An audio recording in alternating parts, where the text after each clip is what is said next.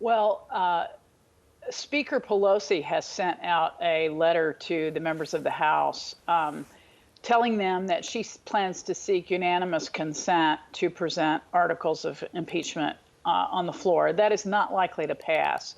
So there will be articles presented on the floor for debate the following day. So we're probably talking about Tuesday at this point.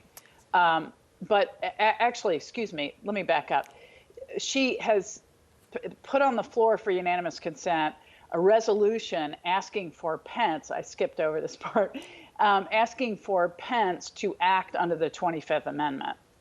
And if that does not pass, she's going to present that the next day. And then following that, there are going to be articles of impeachment presented on the floor if he does not act. Well, so far, Vice President Mike Pence hasn't really shown any interest in invoking the 25th Amendment of the US Constitution. So this option's not likely to succeed.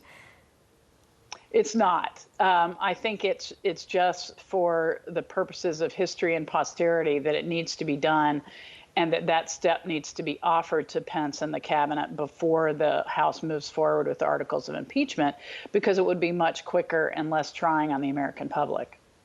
So, Professor, if this fails, like you say, the next likely option is impeachment. What sort of time frame would this involve?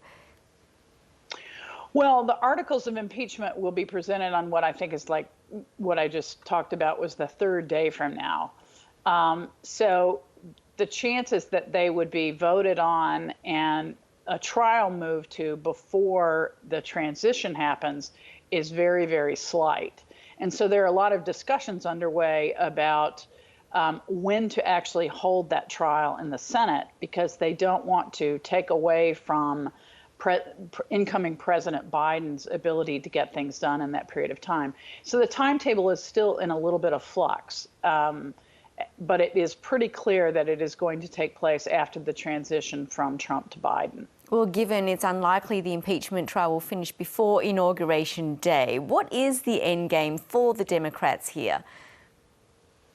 Right. Since it's not removal of office, a lot of people wonder why that is. But the end game is, I think, a couple of things. Number one, there needs to be a reaction to the horrific nature of this event that most people believe that Trump incited.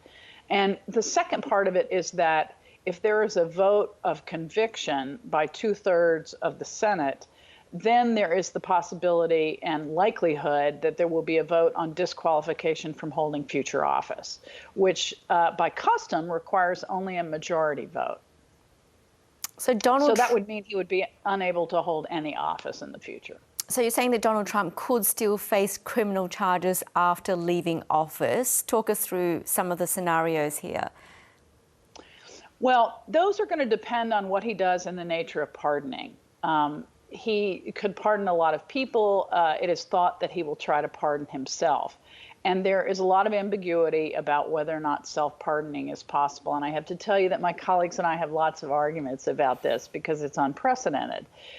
Were he to try to do that, it would throw up a roadblock to federal prosecutions, but it won't do anything at all to state law prosecutions. So New York, for example, could prosecute him on the tax charges they're looking into. As well, Georgia could prosecute him on the election interference that he seemed to engage in. So we have some unknowns, but the state prosecutions are pretty likely. Professor Lynne Rambo, thanks so much for joining The World tonight. Really appreciate it. Thank you.